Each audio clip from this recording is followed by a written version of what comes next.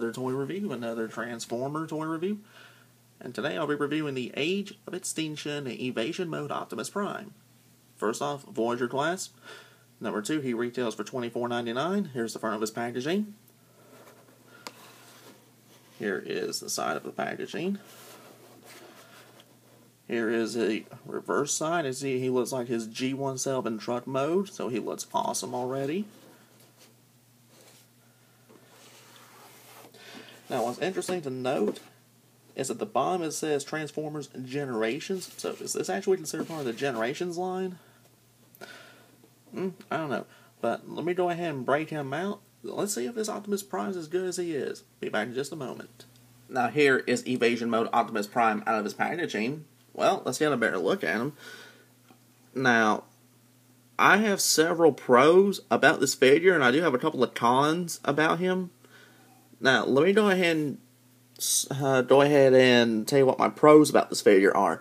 Number 1 is just the overall sculpt. I mean, this looks damn good for a movie Optimus Prime, especially a Voyager Optimus Prime. Now, the Voyager Optimus came with came out for the first 2 movies. That one was okay. That one looked good in its own little right. Then there was the Hunt for the Decepticons Voyager Optimus Prime, which was a scaled-down version of the Revenge of the Fallen Leader Class Optimus. That one, for me, is probably one of my overall favorite movie Optimus Primes in this particular class.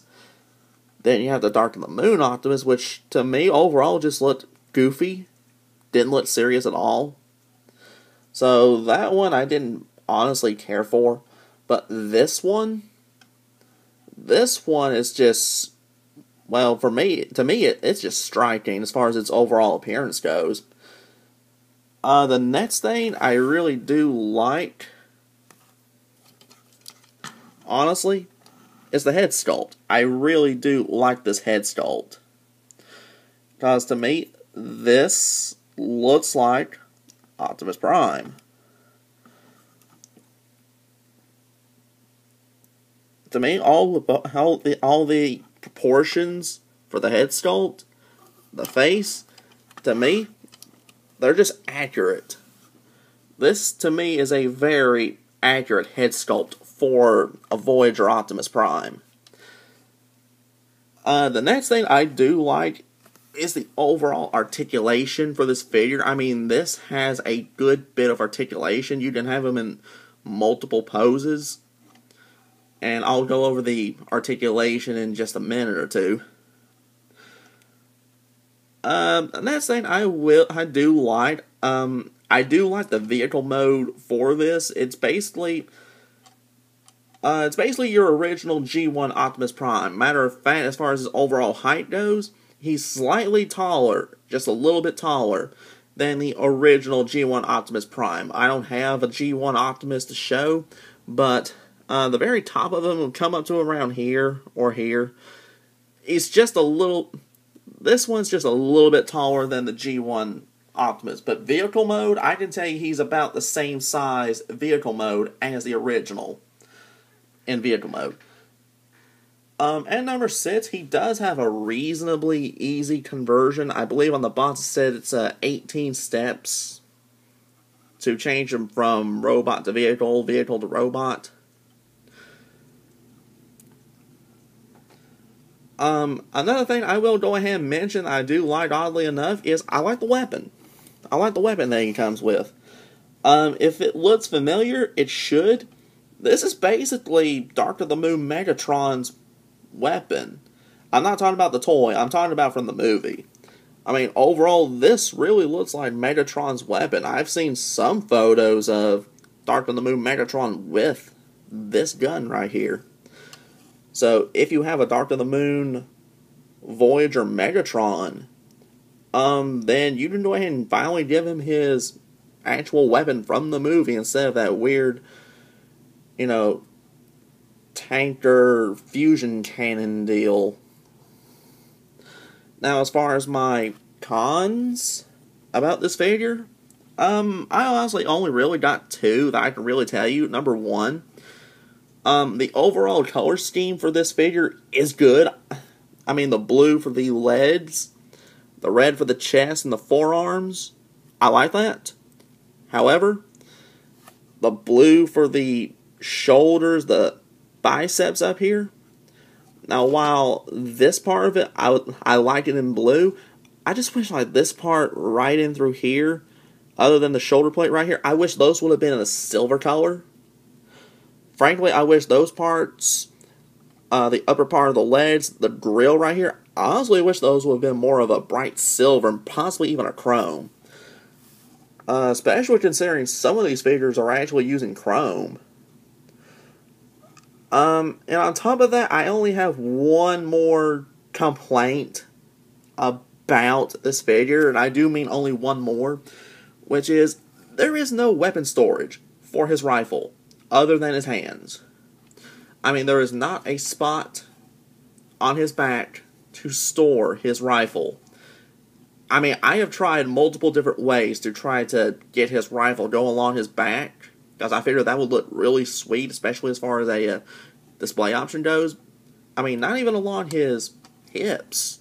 There is not a storage option for his rifle.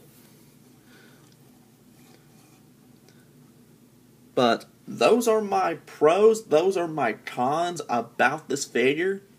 Now, let me go ahead and shut up, and let's go ahead and show how to convert him from robot to vehicle mode.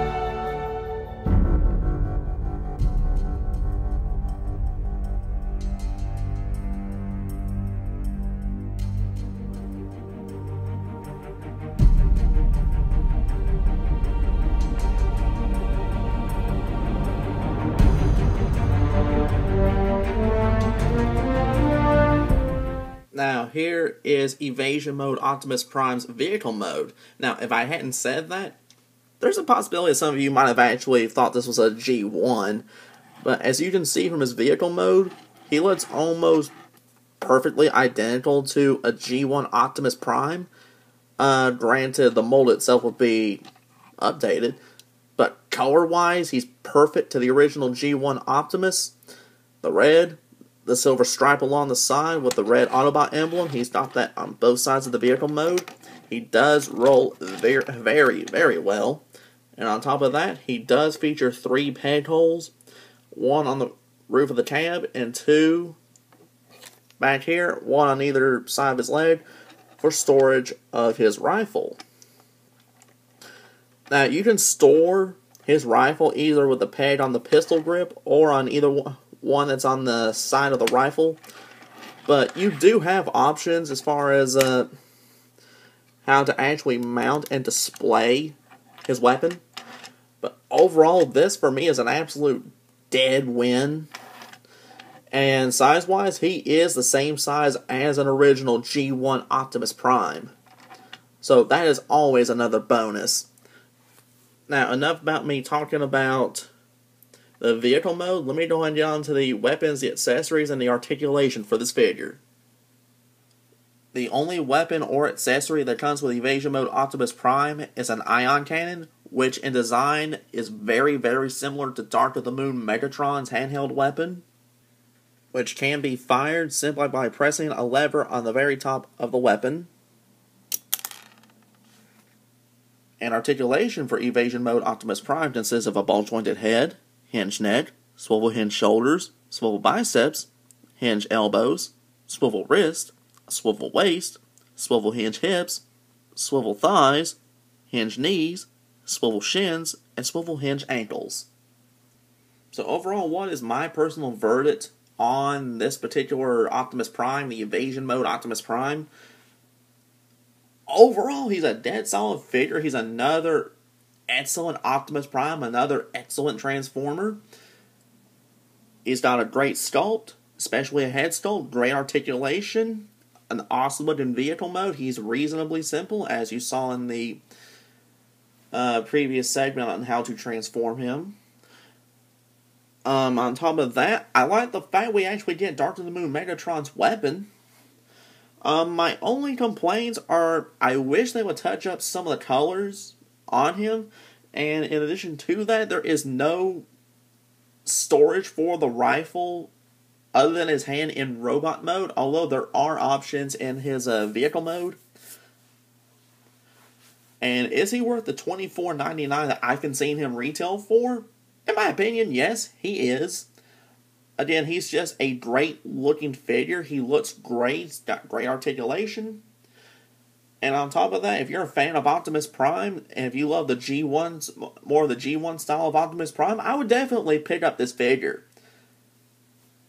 So, if you're a fan of Optimus Prime, or Transformers in general, do not skip out on this figure. Do pick him up. He is worth adding to either collection.